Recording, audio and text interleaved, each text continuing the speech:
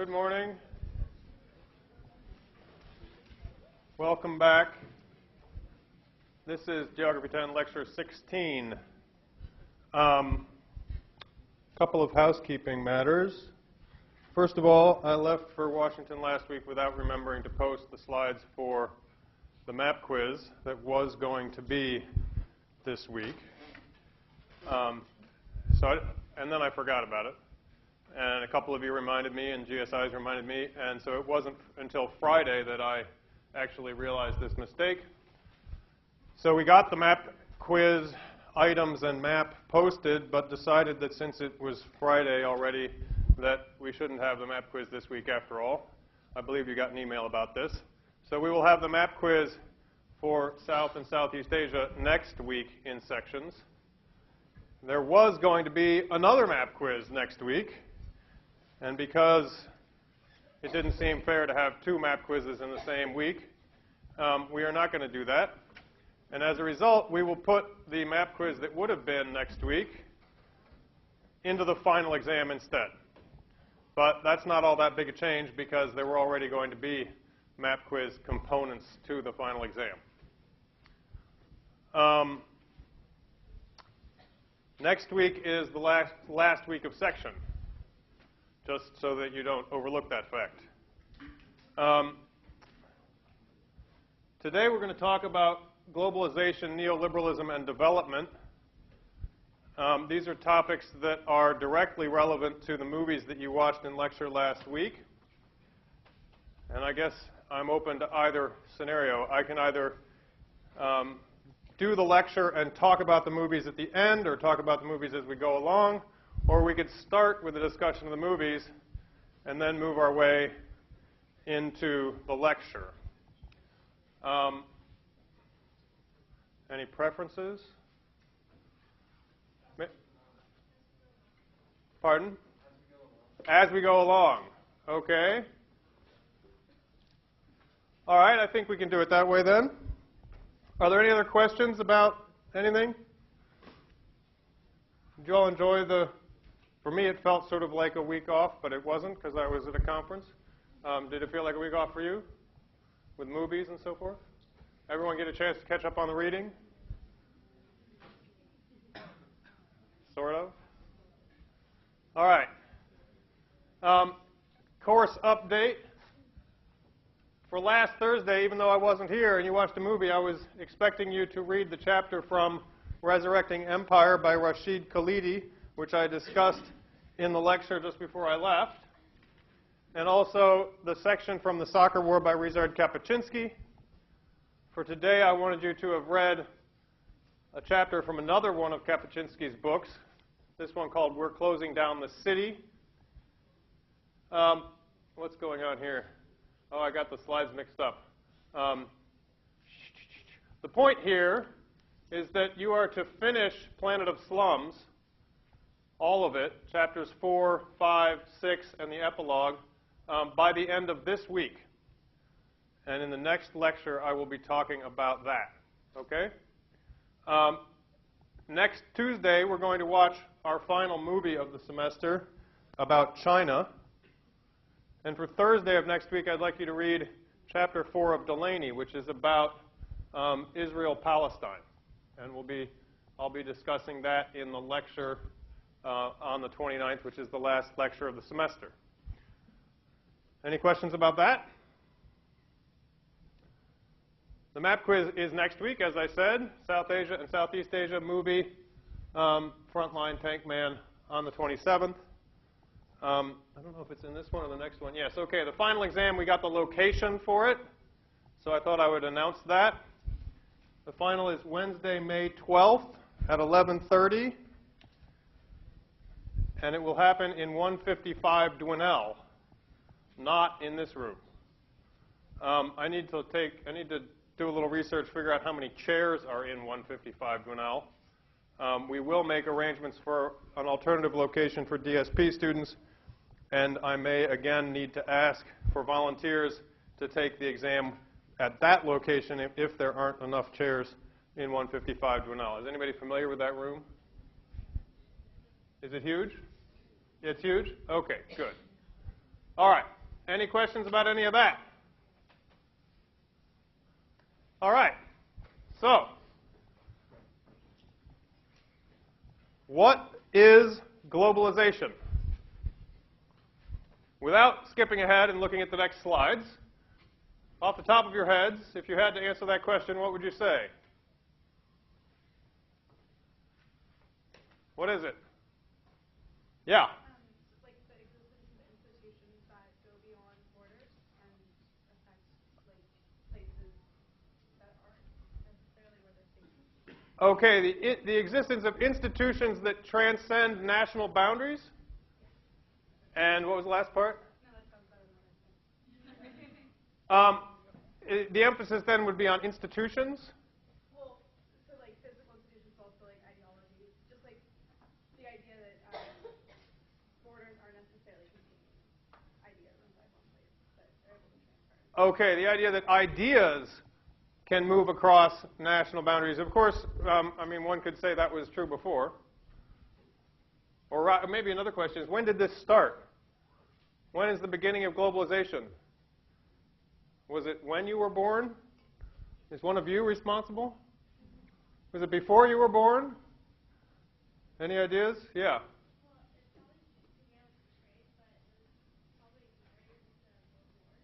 I'm sorry? Okay, world wars as a starting point for this. Which one? Okay, World War II. Yeah.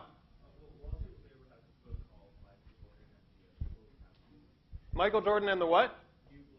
And the New Global Capitalism. And who's this by? Walter Weber?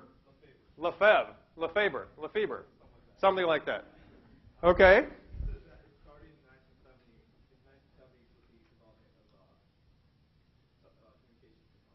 Okay, he says it starts in the 1970s with the advent of certain kinds of communication technology.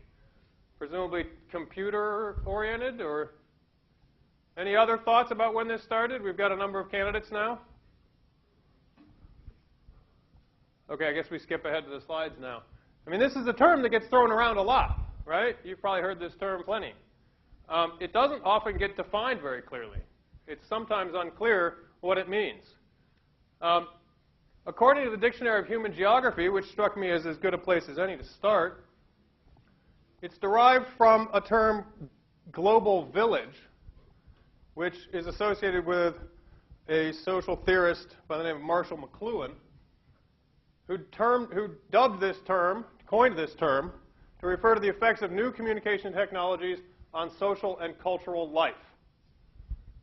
So that would put it somewhere with the advent of computer technology and the movement of information in sort of digital form.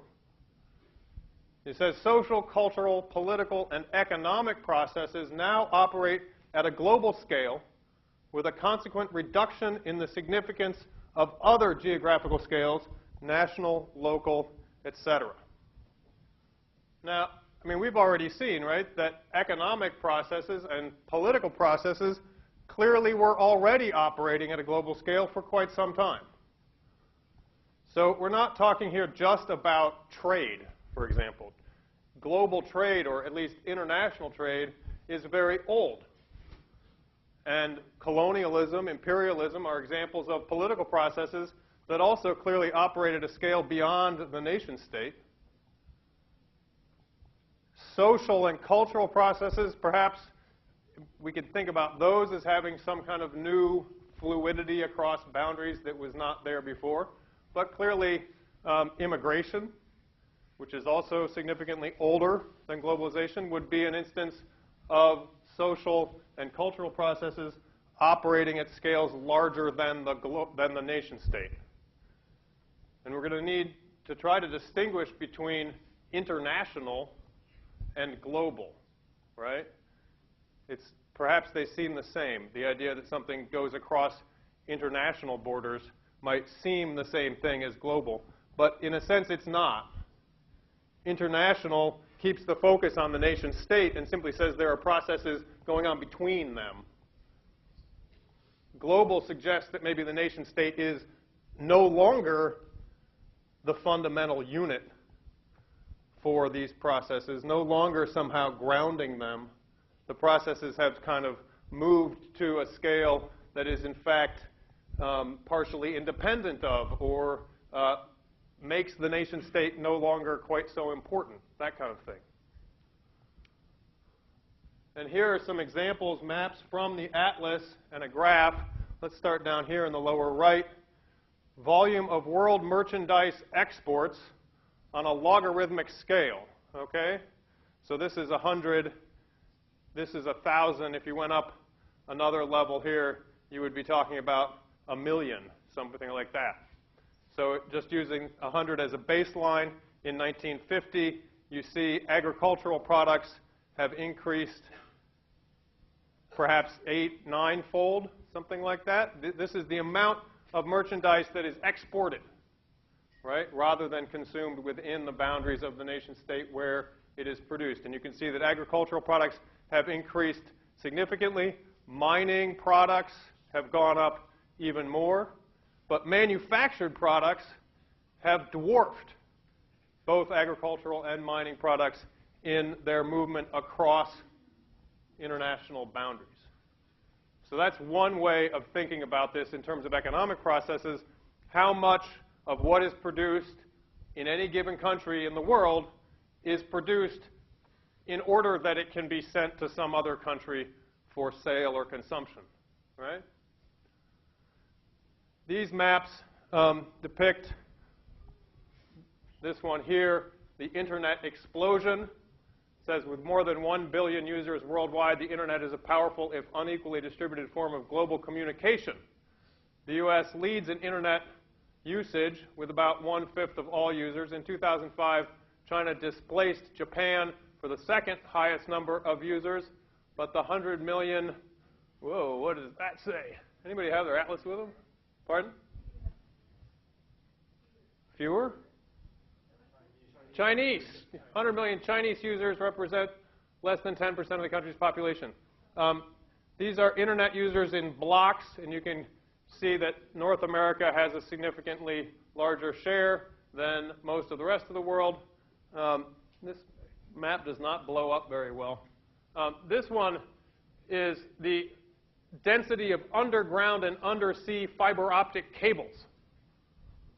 So you can see that the number of fiber optic cables connecting North America to Europe is extremely large. There's a great density of them. There are fewer connecting the rest of the world. Africa has many fewer connecting it to South America, for example, to Australia. There's a great density of them across the Pacific between North America and Asia. How many of you were aware that these cables existed down there underneath the ocean? Or did you think this all moved just by magic?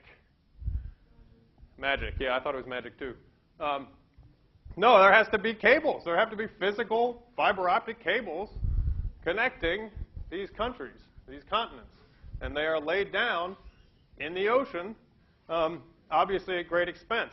And they are absolutely critically necessary to the movement of all this digital information between continents. So this is all to give you a sense of the kinds of things that contribute to or make up this concept of globalization. Perhaps this is a good time to talk about the movies. What do you see in those movies from last week that might serve to illustrate some of these points? You remember the movies, right? Just last week? A long time ago, I realize. Yeah. Okay. Both movies are about, in part at least, the use of laborers in one country, Jamaica in one case, Mexico in the other, to produce goods for companies based in other countries. And in both cases, in fact, what we have are designated spaces, territories carved out of these host countries, Jamaica and Mexico, where the rules are different, so to speak, about the use of labor, the presence of foreign companies, the kinds of treatment those countries receive in terms of taxes or the sort of jurisdiction of various kinds of laws that they cope with or deal with, provided that they locate in those spaces. So that's very much about international economic production, economic processes. Anything else come to mind about the movies? Yeah. There was the World Trade Organization and the way that there's a global method to like determine how things are sold. Okay. This is a major part of Life and Debt, the discussion about the World Trade Organization, the WTO, which is an institution dedicated to, or for the purpose of, setting and enforcing rules for trade between countries. Any other thoughts? So would you say these movies are about globalization? Yeah. They're about the negative consequences that some nations get from globalization. Okay, they're about the negative consequences that are experienced by some nations or some people within those nations of globalization. What were some of the examples of that in the case of Jamaica? Yeah. Okay. A lot of that movie is about agricultural production, not just milk, but other things. What happens in Jamaica to agricultural production under, yeah?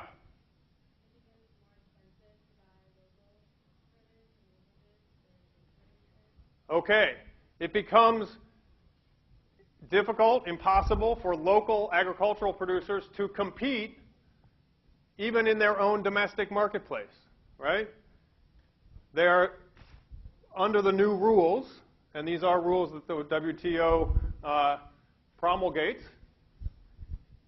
The market for agricultural products is opened up, meaning that anybody from anywhere else, or from at least other places, can send their agricultural goods into Jamaica and sell them for whatever price they wish. And if they can produce those goods at a lower price than the local farmers can do, then the local farmers find themselves unable to make a profit.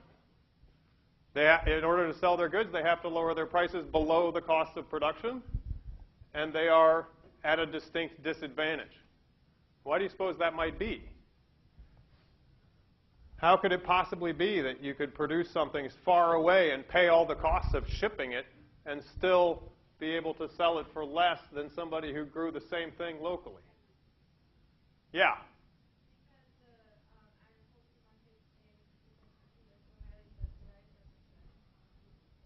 Okay, part of it could be subsidies provided by the countries where the goods are produced that enable farmers there to sell their goods at a lower price and still make a profit.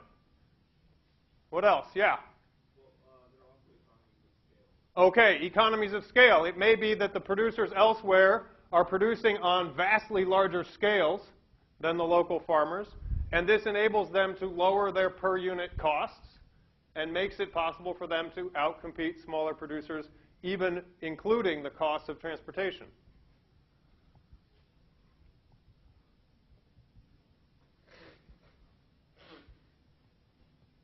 Here's another way of thinking about globalization, another aspect of these relationships between countries. This is world debt. It says debt hinders many developing countries. The World Bank classifies countries by debt level. A country with debt at or above 80% of its gross national income is classified as severely indebted and in danger of defaulting on loans. And so here we see estimated external debt as a percentage of GDP at purchasing power parity 2002 to 2004 estimates. Purchasing power parity is a way of adjusting currency measurements to account for different costs of living in different places. And so we see that countries in Africa frequently range from more than 100% to 30% or more. Virtually all of them are at least somewhat indebted. Most of the world is at least somewhat indebted, but some countries much more so than others. This would mean that the amount owed to foreign creditors, for countries of the darkest color here, is greater than the total amount produced in any given year by that economy. So you would owe essentially more than an entire year's income in debt to foreign entities. And what these entities are is an interesting question. We'll try to get into that a little bit further, particularly when we get to Davis again. Now, opinions about globalization vary a lot, and it's important to recognize the ways in which these debates get framed and the kinds of underlying assumptions that frequently inform different people's perspectives on globalization. So again, from the Dictionary of Human Geography, quote, "The view of globalization as an inexorable and virtually unstoppable force which can only be accommodated rather than resisted has become the conventional wisdom in neoliberal political and business circles and employed as a rhetoric to justify particular kinds of decisions." We'll talk in a moment about what neoliberal means. For now, the present point is simply that you will find certain people describing globalization as essentially something that is, so to speak, natural, or at least beyond anyone's control. It just is what is happening in the world. It has to be accepted and lived with, right? We can't possibly stop it, so you may as well come to terms with it and recognize it for what it is, which is simply the way the world is going. And if you pressed these people to explain why, they would probably, in many cases, revert to a kind of technocratic or technological determinism. They would say, look, these computers exist. They make production more efficient. They are getting more and more powerful, faster and faster all the time. These efficiencies that they allow are such that you really can't slow them down. And if everybody in the world has an incentive to use them, and if the technology is evolving that quickly, and there's lots of money to be made in it, how do you expect to stop it? Why would you try to stop it, right? It creates such incredible productive capacity. It's a good thing. And it can't really be, there's no sense in fighting it. And that's a position that you will commonly encounter. Now, obviously, the movies do a nice job of suggesting that it's not quite that simple, right? If you enable greater efficiency in production, sure. But what about the people whose livelihoods, say small farmers in places like Jamaica, are undermined by that gain in efficiency in other locations, right? Are they all supposed to somehow come up with the kinds of production technologies that are found in other parts of the world overnight?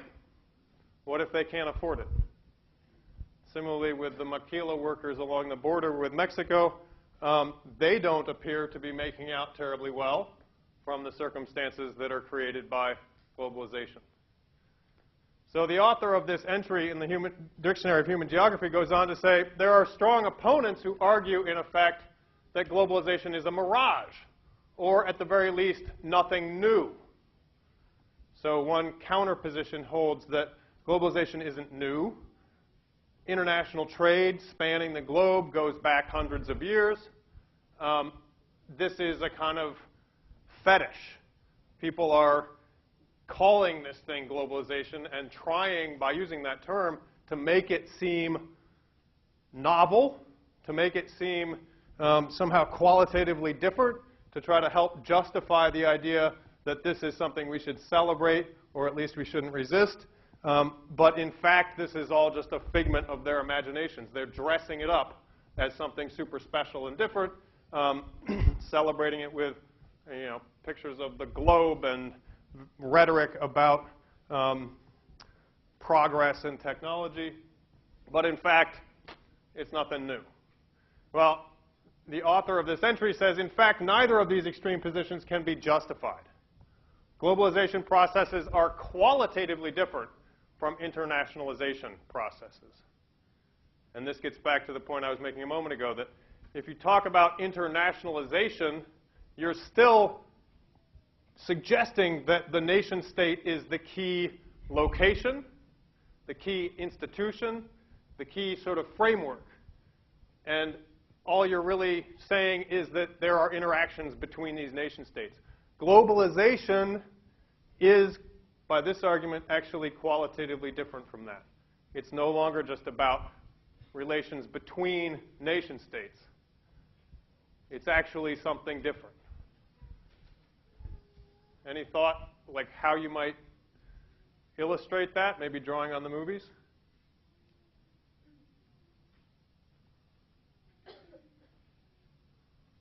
Yeah. Well, in the movie on the factory workers, the companies were given free benefits by the government. Uh-huh. So it's not between countries, it's between a company and the Mexican government. Okay, excellent point. In the case of the maquilas, the relationship isn't so much between the United States and Mexico, although the United States and Mexico had to come to some kind of general agreement about creating this maquila zone along the border.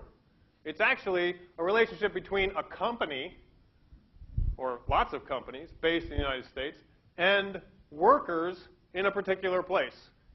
They happen to be in another country. In this case, it's Mexico. In the other movie, it's Jamaica. But if you look at that decision about where to have a factory, it's not made by a government, it's made by a firm. And if you think about the firm's decision-making process, what are they thinking about? What are they evaluating? They're looking at the maquila zone in Mexico, or they're looking at the special production zone in Jamaica. But they're probably also comparing those places to similar locations elsewhere on the globe, right? They're not saying, oh, well, let's go invest in Mexico. They're saying, let's go find a place where we can find the most favorable terms of labor relations, costs of labor, conditions of labor, laws about unions, perhaps, working conditions, and also other considerations, taxes, tariffs, you name it. And in fact, if it turns out that they can produce their good more cheaply in some other location, they might very well pull out and move.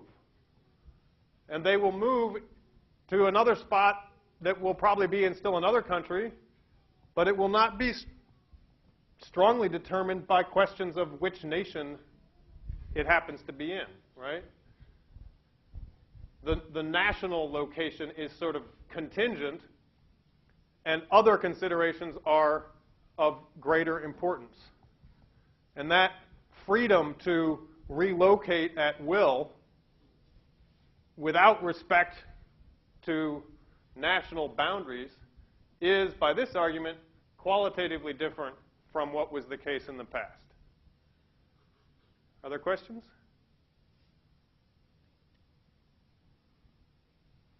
It must be emphasized, however, that change does not occur everywhere in the same way and at the same rate.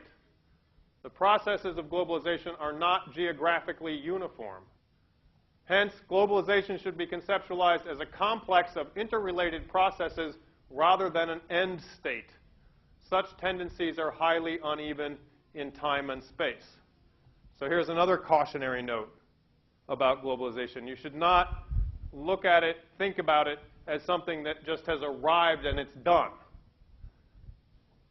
It's not, there's no way of sort of pinpointing it and saying, aha, now we're in a global age, everything's sort of fixed, settled. In fact, the effects of this are extremely uneven and continue to be debated and battled about on an ongoing basis. Anybody who follows World Trade Organization negotiations, the General Agreement on Tariffs and Trade has been going on and on and on and on and on. They meet periodically. They always say that they're, on the brink of some great breakthrough, but frequently the talks break down, and there are countless exceptions, special considerations, unevennesses in this process of globalization. One of the biggest battles being about agricultural subsidies, right? The ways in which the United States and many European countries continue to subsidize their farmers even though the rules of the WTO would say that that's not allowed anymore. And there's plenty of lingering sort of protectionist impulses informing these kinds of debates and difficulties.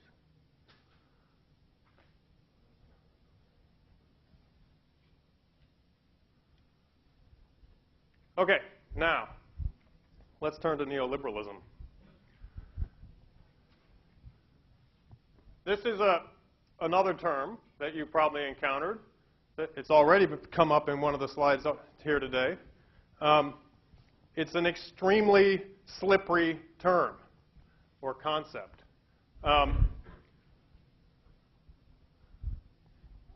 Anybody confused about why neoliberalism frequently seems like conservatism? Or rather, well, there's neoliberalism, there's also neoconservatism, right? And one of the weird things about these two terms is that they seem frequently to have the same content or very similar content. Any ideas why that would be? I mean, these are supposed to be opposites, right? Liberal, conservative, we consider them to be politically opposed most of the time. Why should adding N-E-O to the beginning of them somehow make them the same? Anyone know? Yeah.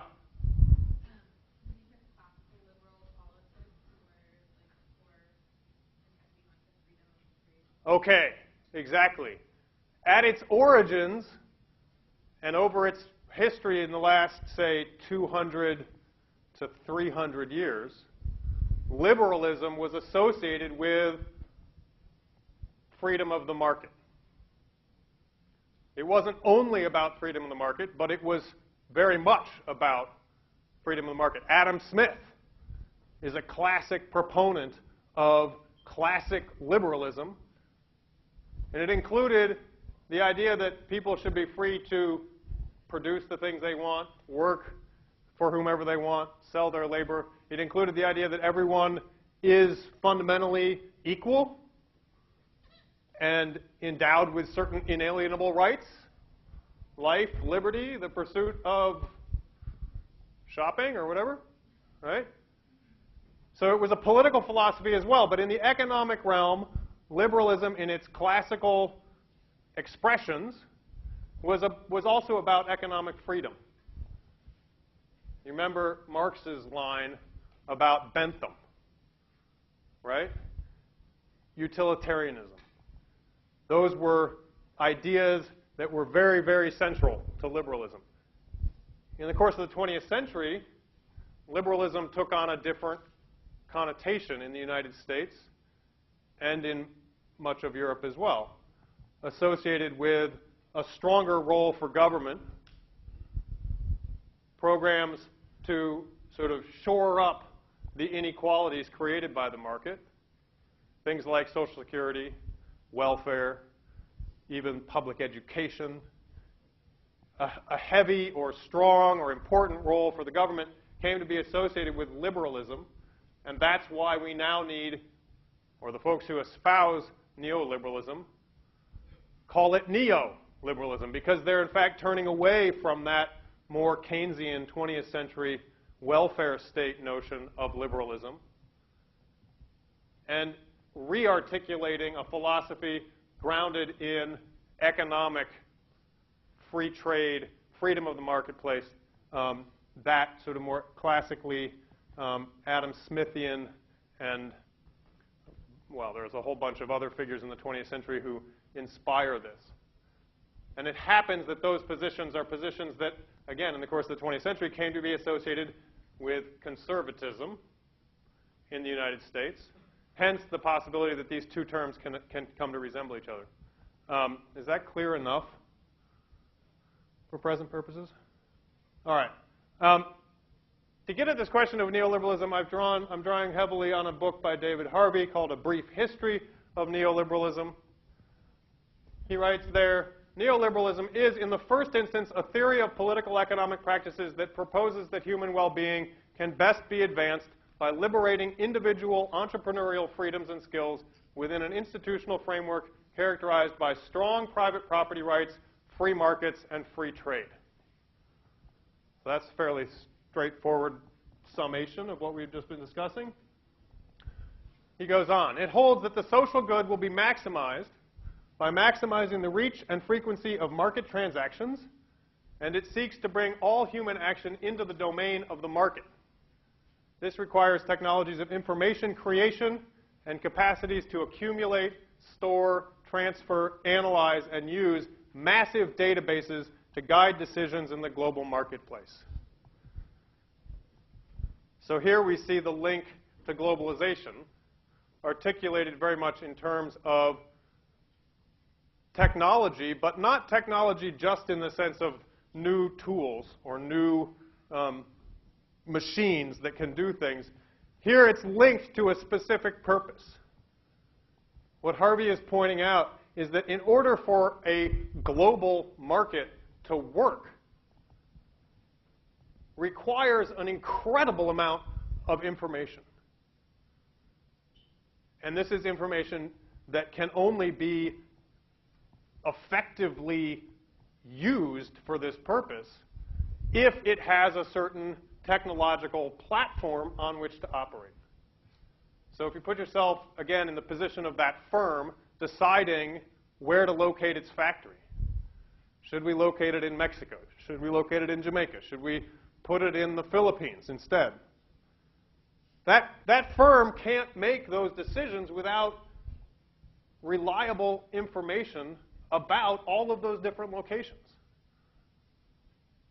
It has to be information they can count on. I mean, they're talking about investing millions of dollars, moving all kinds of equipment and employees to different parts of the world. They need to know what the situation is. And they need to be able to predict as best they can what the situation will look like in the future.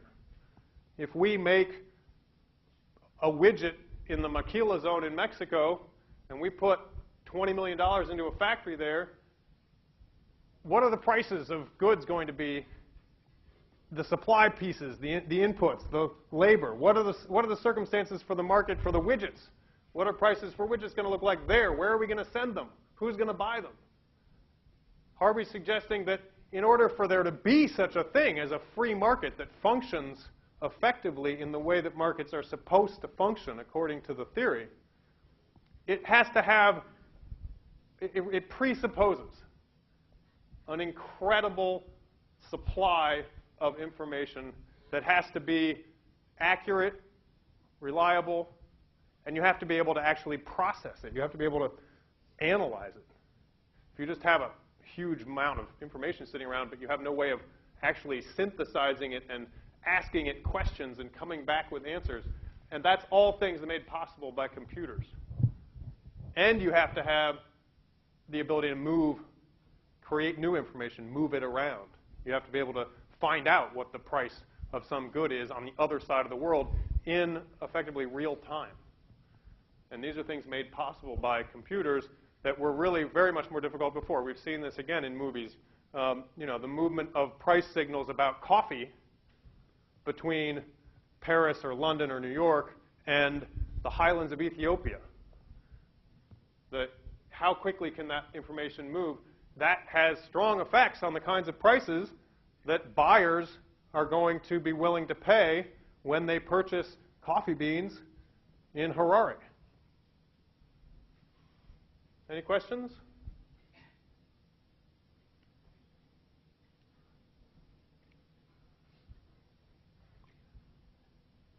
Harvey wrote this book at about the time that this book came out in the early stages of the U.S. occupation of Iraq.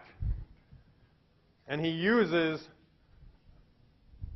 Iraq to illustrate what neoliberalism means on the ground, so to speak. What actual policy provisions define neoliberalism. And he draws on the plan that Paul Bremer, who for a time was in charge of the occupation, the plan that Bremer took to Baghdad and announced as the new rules of the game for Iraq.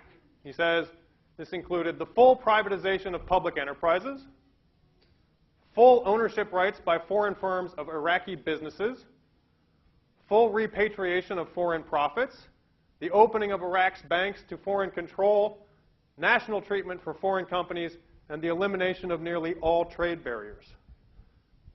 So, I mean, this didn't get talked about that much during the invasion or the early stages of the occupation. I mean, most of what we heard on the news had to do with, you know, how was the military doing in taking different cities and what were the conditions on the ground as far as the troops and things like that. But Bremer actually showed up and said, these are the new rules. And they had very much to do with the conditions on which international capital would be able to operate in Iraq. So if there were Iraqi nationalized industries, such as, well, oil is the foremost example, but there were plenty of other examples of entire sectors of the economy that were dominated by a national company. Well, they were going to be sold off to private entities, and those private entities might come from anywhere. They could be foreign firms, and those foreign firms would be allowed to repatriate their profits, which is to say, whatever money they made in Iraq, they would be allowed to simply send back home to their headquarters. They were going to be treated, national treatment for foreign companies, they were going to be treated the same way that Iraqi companies would be treated under the law. There would not be different rules for foreign companies as opposed to domestic companies. There would be full ownership rights by foreign firms. In other words, your private property claims on the company you owned in Iraq would be utterly the same from the rules that you might experience at home or the rules that might get imposed on any Iraqi owner. So the idea here was to open up the investment climate or investment environment of Iraq to the rest of the world market. Capital flows would be essentially free and unhindered by the boundaries, the national boundaries of Iraq. Yeah? So you're saying there could be an Iraqi-owned company that a foreign country could just take ownership of and then take all the money that that company made? If there were an Iraqi public, if the Iraqi government, the Iraqi state, owned an industry, it would be privatized, which is to say it would be sold, and the buyer could be from anywhere. If the buyer were Iraqi, an Iraqi consortium or investment and interest, then they would own it and they would operate within Iraq, and no, those profits would stay with that firm and be treated just the same way as the profits of another firm would be treated.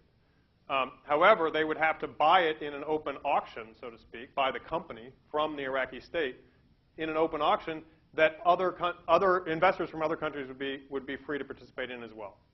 So in other words, the price of that firm would be determined by international markets. And if it were bought by a foreign firm, that foreign firm would be free to take its profits and repatriate them back to their home country. Does that make sense? Say if there was a public enterprise, like what might that be? How many of you have been to Mexico and bought gasoline? Yes. What's the gas station called? Pemex. Pemex it's Petrol Mexico, translated into Spanish, but it's short for that. The Mexican government owns all the gas stations. And Pemex is the company, the state company that runs that sector of the economy. So that's an illustration of the kind of thing we might be talking about, is a nationalized industry.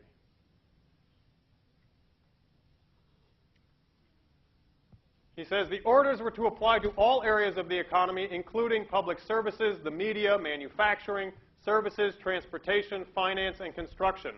Only oil was exempt.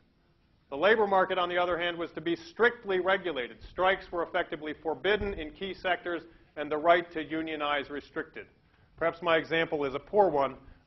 In many parts of the world, including Iraq, the media is also a state-owned enterprise, right? The BBC in the United Kingdom is an example of this. In many countries, all of the media outlets are or were owned by the government. And so these were the kinds of companies that were to be privatized. Oil was exempt precisely for the reasons of history that you find when you read the Khalidi chapter, right? The idea of simply stripping the oil sector from Iraqi control would have been politically impossible and was, to that extent, treated differently. Harvey's point here is to emphasize the disparity between the treatment of the ownership of capital, which was to be privatized and deregulated, versus relations with labor, which were to be brought under a kind of strict regulation that is anything but a kind of free market. Where does neoliberalism come from? He says it's a response to political and economic shocks in the 1970s. And here there is an interesting alignment, temporal alignment, between neoliberalism as a political philosophy or economic philosophy and globalization with its technological basis or emphasis, right? There was a clear political threat, Harvey says, to economic elites and ruling classes everywhere. But beyond this, the economic threat to the position of ruling elites and classes was now becoming palpable. Now, I suppose there aren't that many people in the room who were alive in the 1970s, huh? Just me? Yikes. Anyone else? Okay, David. At least, all right, there's at least one other person. What do you associate with the 1970s in your memories of them, to the extent, well, your notions of what it was like in the 1970s? Any thoughts? Yeah. Okay, there was an oil crisis. That's a very important event from the 70s. Anybody have any images they associate with that? Yeah? How about you? Something else? Long lines at gas stations.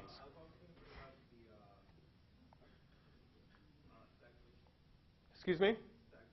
Stagflation. And how many of you are familiar with that term? 1, 2, 3, 4, 5, 6. What does stagflation refer to?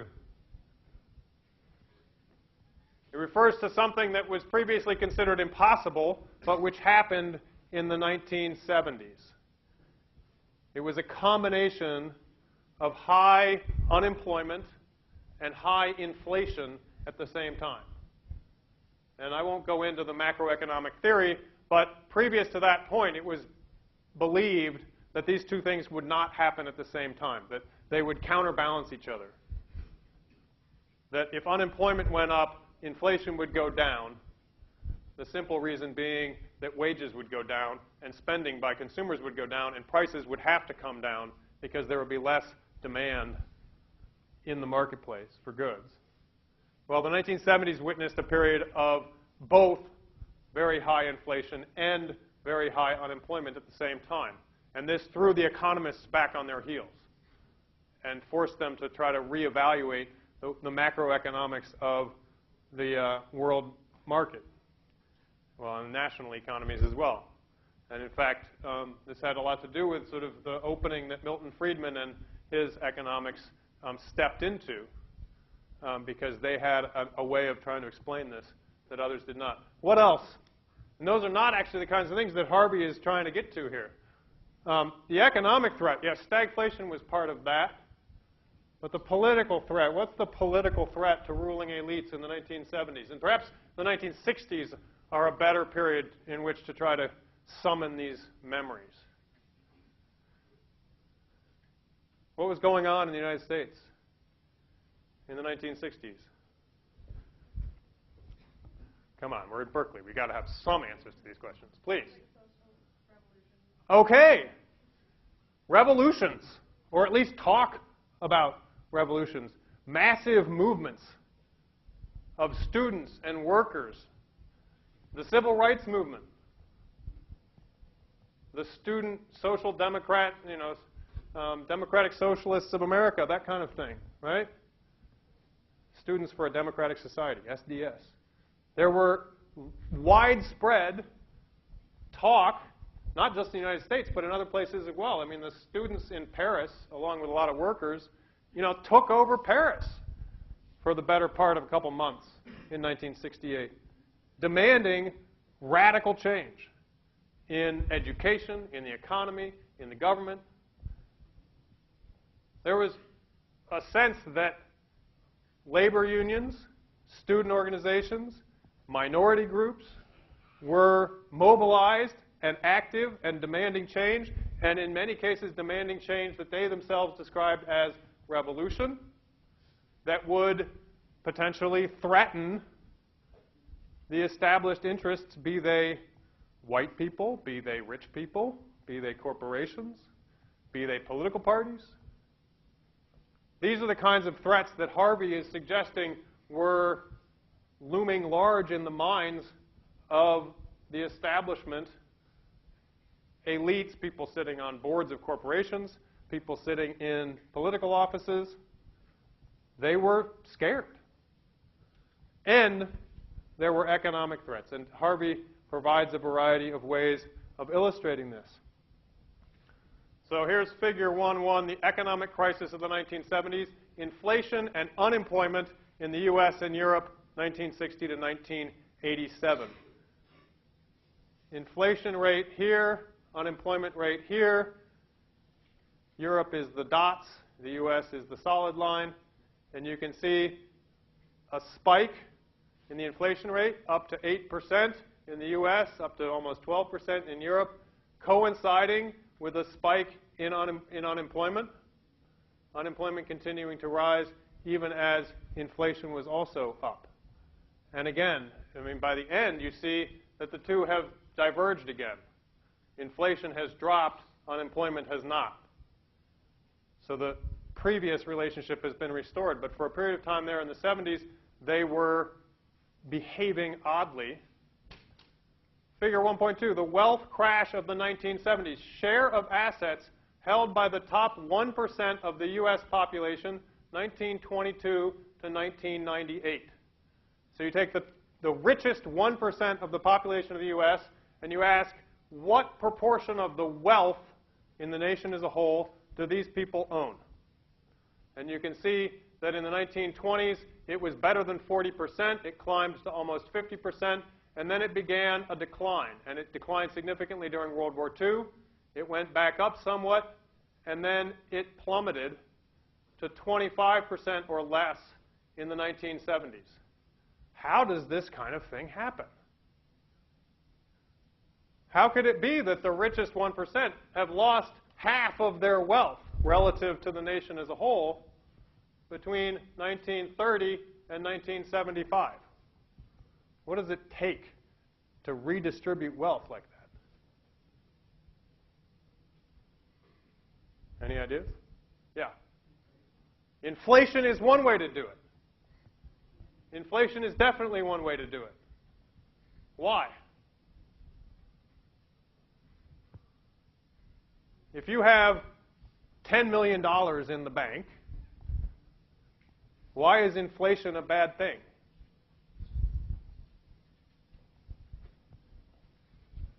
Yeah. It devalues what you have. Right? The definition of inflation is that prices go up. The other way of expressing that, another way of saying the same thing, is that the value of your money goes down. What you can buy with your money declines. If inflation is high, your $10 million in the bank is essentially losing its value with every passing day. It will buy less and less and less and less. Unless you have interest rates that go up. Yes? Everyone's money becomes less valued. Exactly. Inflation is bad if you have $10 million in the bank. Inflation is even worse if you only have $10,000 in the bank. So wouldn't that not change the relative share of different people? You're right. It doesn't. So what else has to happen? How else might this have happened? Yeah? Unions, maybe? Unions. Unions could have an effect on this by demanding higher wages for workers, which might reduce profits for companies and in turn reduce things like dividends for the people who own shares in those companies. That's one way it can happen, yes?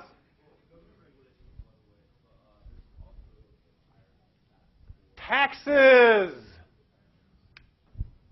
There you go. That's one really effective way to redistribute wealth. Right? You can tax income. What were the income tax rates on the wealthiest 1% of the country after the Franklin Delano Roosevelt administration? Anybody know? What was the very highest income tax bracket in the United States, beginning roughly here and continuing until roughly here? Anybody know? Yeah. 90%. If you were in the top income bracket, 90% of what you made went back to the federal government as income taxes. What's the top rate now? Anybody know? 36. 36. I think that's right. It might be 32, but it's in that ballpark. It's much lower than it was. Estate taxes are another example, right? Estate taxes go straight at wealth rather than just income. You die, you have $10 million in the bank. Can you just give it to your children? Or do you have to pay some taxes first? Well, if there is a high estate tax rate, and it is actually still, I think it's 55% for the largest estates. So you might give half or more of your estate to the government before you can give the rest to your children. These are some of the policies that made this change happen.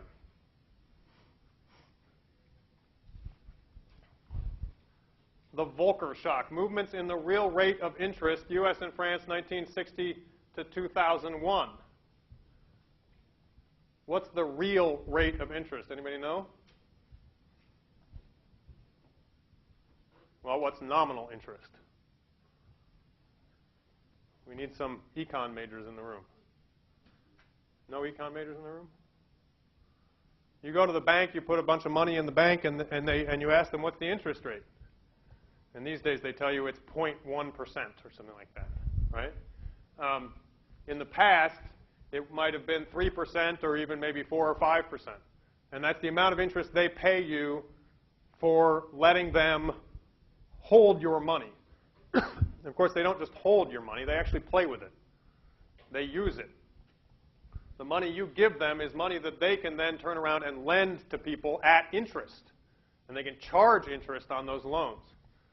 And they make money from that interest. Well, the idea is that if you lent them the money, you deserve some cut of what they can make with that money. And that's why they pay you interest. But that's just the nominal rate. The real rate of interest is the nominal rate minus inflation. The inflation rate is a measure of how your money is losing value over time. So if you put $10 million in the bank and they're paying you 3% interest, but the inflation rate is also 3%, at the end of some period of time, like a year, you'll have more money in nominal terms, but it will be worth the same amount as it was when you started. This climb here, or this drop, I'm sorry, here, in the mid-1970s, is negative real interest. Which is to say, inflation was higher than interest rates. Which is to say that if you had $10 million in the bank, you might be making 4 or 5% in interest on it, but inflation was 7 or 8%. You were losing money with each passing second. Harvey pulls this out to emphasize how much of a threat this posed to people with large amounts of money, with large amounts of wealth. This was a phenomenon in which macroeconomic processes were essentially reducing the wealth of the people who owned capital simply with the passage of time. And you can imagine that this is not something that makes the people with a lot of wealth very happy. This is the economic threat that was faced in the 1970s by people with lots of money.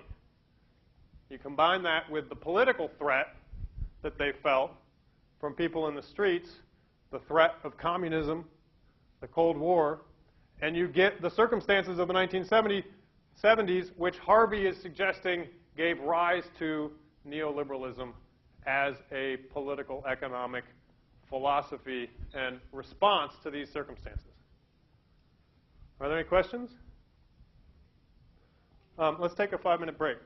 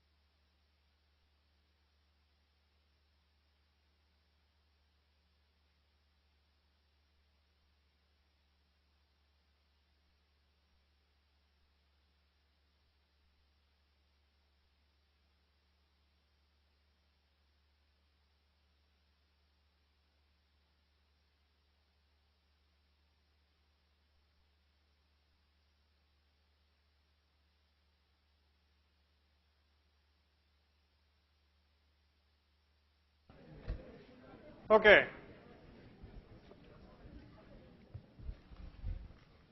So, and by the way, David Harvey gave a lecture last week at the conference in Washington, D.C., and he made the case that the current financial crisis, what we have seen in the last, say, year and a half, 2 years, he explained it.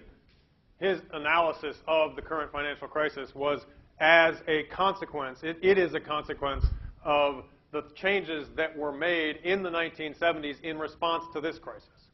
That what was done to sort of address the crisis of the 1970s set the pieces in place for the crisis that we've experienced in the last couple of years.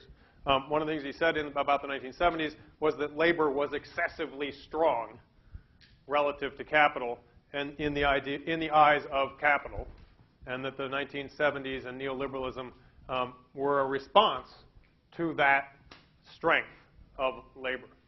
In any case, going back to his treatment in his book from several years ago, we can interpret neoliberalization either as a utopian project to realize a theoretical design for the reorganization of international capitalism, or as a political project to reestablish the conditions for capital accumulation and to restore the power of economic elites.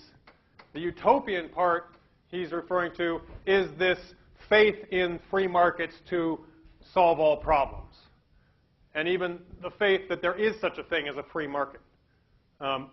He argues that the free market is actually a utopian idea insofar as every market, in order to operate, has got to have certain rules of the road, so to speak, particularly things like currencies, that are unavoidably about political processes, states, government, that kind of thing. To that extent, the idea of a free market somehow disconnected from political processes is utopian. But here he's going to focus on the political project of neoliberalism. He's going to suggest that the utopian project, because it's a utopian project, can never really be achieved. But the political project, he suggests, was quite successful. Neoliberalization has not been very effective in revitalizing global capital accumulation, he says, but it has succeeded remarkably well in restoring, or in some instances, as in Russia and China, creating the power of an economic elite. The theoretical utopianism of neoliberal argument has, I conclude, primarily worked as a system of justification and legitimation for whatever needed to be done to achieve this goal. So his analysis of global capitalism since the 1970s is that it hasn't really solved the problem of increasing accumulation itself, but it has achieved the goal of redistributing wealth back into the hands of an elite and undermining the relatively equitable distribution of wealth that was found circa 1973. And to illustrate this, he summons some data. The restoration of class power share in national income of the top 0.1% of the population, US, Britain, and France, 1913 to 1998. So now we're talking about 0.1% of the population. How much income does this select group receive? Share as a percentage of the entire national income.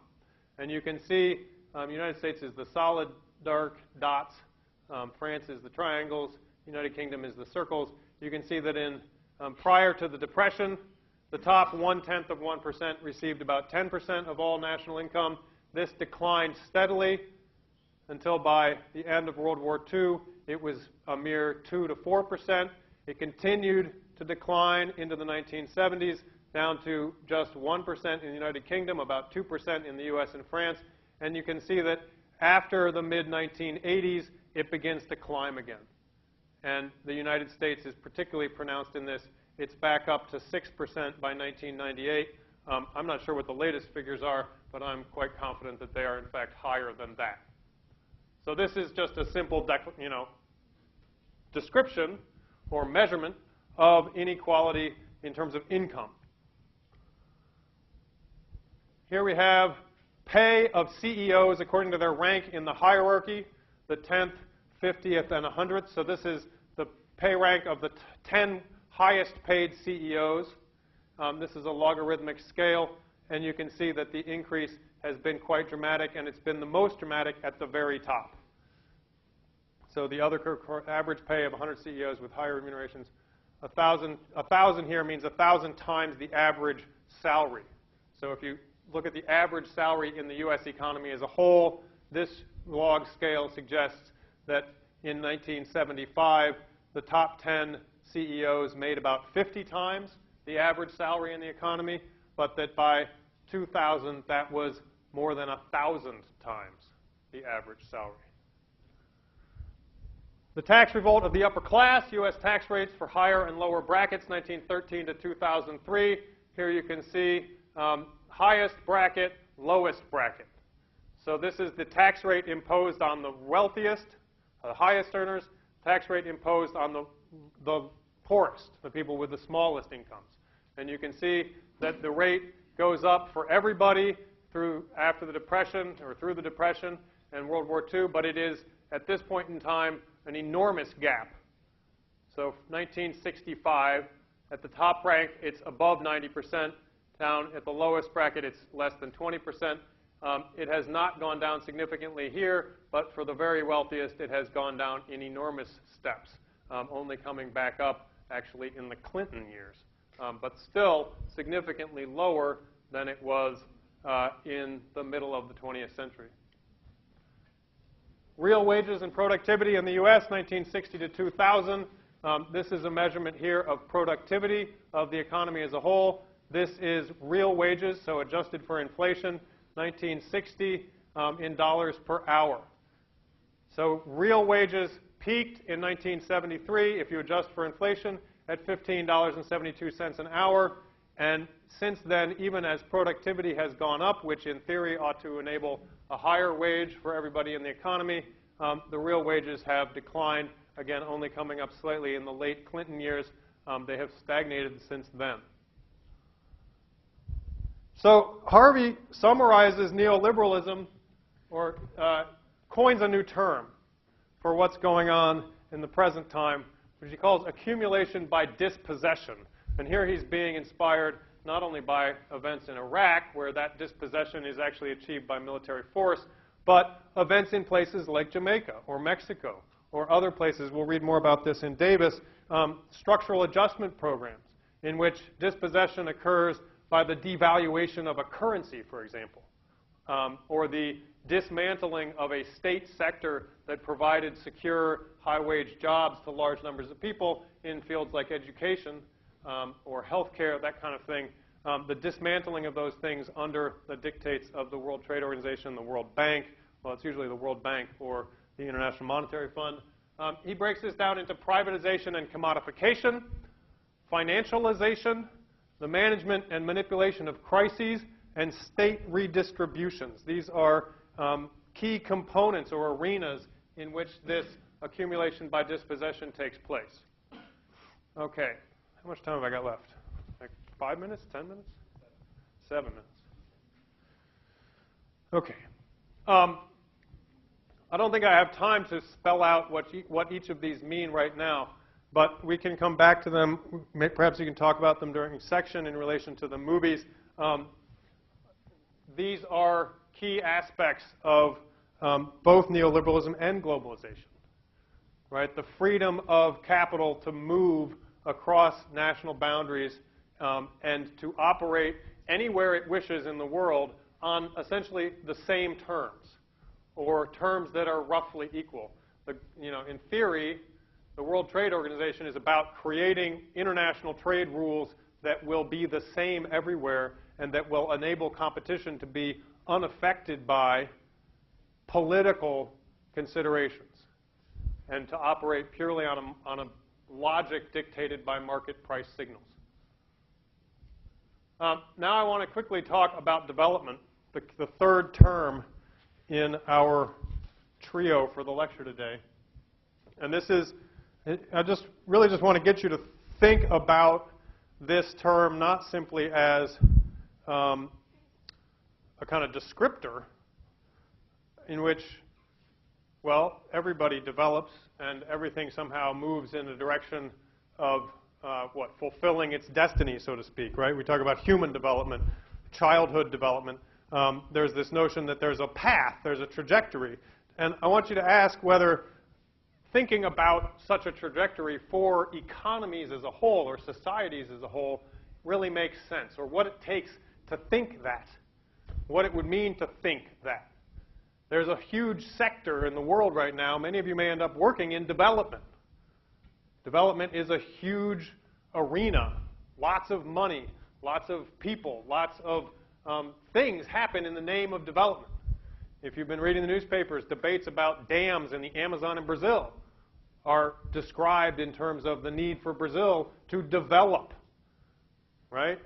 The need to provide greater incomes, greater well-being, that kind of thing. Well, where does this term, this idea come from?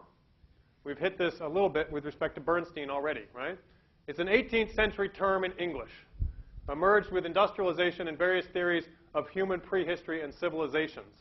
It's linked very tightly to the ideas in the 18th century that we were making progress in ways that had never been seen before. We were developing incredible new productive technologies. We were changing governments and creating the conditions in which progress would come to be more and more amazing than it ever had been before. Modern society in this picture was seen as kind of a culmination of history. Some people cast it as evolutionary progress by survival of the fittest, tapping into sort of social Darwinism or cultural Darwinism, right? Applied to both society and the economy. So it was about economic growth and technological innovation in production, but it was also about the associated cultural and social norms and institutions, things like the arts and education, science, knowledge, wealth, cities and architecture. This whole trajectory was summarized with the idea of development. It was broadly, and it is to this day, broadly understood in terms of health and well-being and social harmony as well as prosperity. I mean, there's a general recognition that when we talk about development, we're not only talking about making more and more and more money. We're also talking about providing better health care, providing more education, better education, generally somehow moving up in this implied hierarchy of civilization and development. So it's a mix of GDP or income per capita, infant mortality, life expectancy, public health, education, et cetera. If anyone wants to talk about the level of development of a country, they'll talk about income and GDP, but they'll also talk about literacy, infant mortality, life expectancy, that kind of thing. So in this framework, it's not just about exchange value in a Marxian framework. It's also about use value. And there is a strong analogy between the individual and society, the idea that societies somehow go through a period of birth, adolescence, growth, maturation. They then arrive at something that we think of as being the logical or natural succession from an earlier stage to a fully developed one. Here's a conventional model that's frequently used. You start with a society that's principally agricultural. As agricultural productivity increases, you get surpluses that can be poured into industrial development. Industry will in turn generate more surpluses, which can then be poured into human resources such as education, and eventually arrive at a society dominated by a service economy. This is a model that you will probably recognize from England, from the United States. It's the idea that this has happened in those places, and it must be a trajectory, or it can be assumed to be a trajectory that will happen in other places as well. And this is sort of what development means. Economic output per sector. This is a map depicting the relative shares of agricultural industry and services in different parts of the world. And these are constructed in ways to try to illustrate the various points along this trajectory that you can be. So red means more than half of the economy is about services, and you can see that that's true of virtually all of Europe, the United States, much of South America, Australia, Japan, South Africa, and other countries in Africa as well. But it's the green countries where the economy is still dominated by agriculture that we tend to think of as the least developed. Anyway, Last note, there is a risk of teleology in development, a risk of imposing a linear notion of progress on all societies as though they must all eventually follow this same trajectory and arrive at the same point. And that contains a number of assumptions that can be questioned and challenged. I think I'm out of time. We will see you on Thursday. Thank you.